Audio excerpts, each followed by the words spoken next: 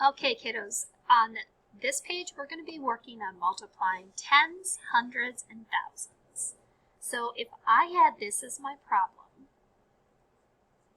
47 times 10.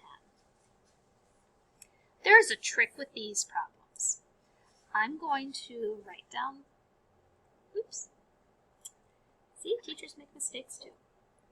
I'm going to write down my 47, and then I'm going to look at how many place values my 10 has. And it has 1 0, so I'm going to add 1 0. So 47 times 10 is 470. Let's do a couple more.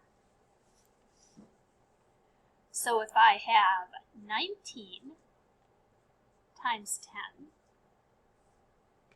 that one is going to be 190. So we have the 1 0. Okay. If I have this as my answer, or my problem, 80 times 10, that could be a little confusing because the 80 has a 0. Well, I'm going to write down my number first, 80, and then I look and my 10 has 1 0, so I add 1 0 to it. 80 times 10 is 800.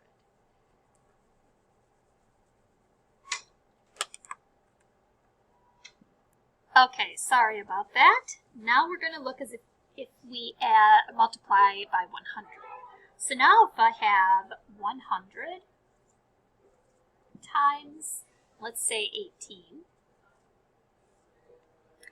same thing I kind of did with the 10, only we're going to add an extra 0. So I'm going to write 18 down, and then I look at how many zeros my 100 has. It has 2 zeros, so I'm going to add 2 zeros to it. 1,800.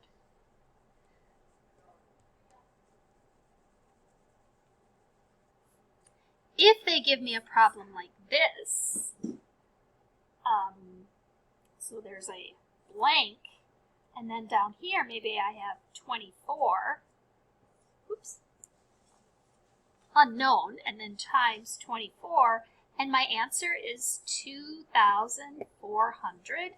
Well, I have to fill in this missing answer. Well, I'm going to look. I know there's my 24. It's got 2 zeros, so I know that in my box I'm going to put 100 because it has the 2 zeros. Let's try another one like that. So if I am not sure of my number up here, but I have 48 here, and my answer is 480. Well, I'm going to look. How many zeros do I have? I have 1 0. That means this is going to be a 10. 10 times 48 is 480. And the last example, the thousands. If I have 8, oops, put that on the bottom. Sorry, if I have 1,000 times 81, let's do that. Well, I'm going to start off with my number. I have 81, and then how many zeros do I have? I have 3 zeros. 1, 2, 3. So my answer is 81,000. Go ahead and do the problems on this slide, please.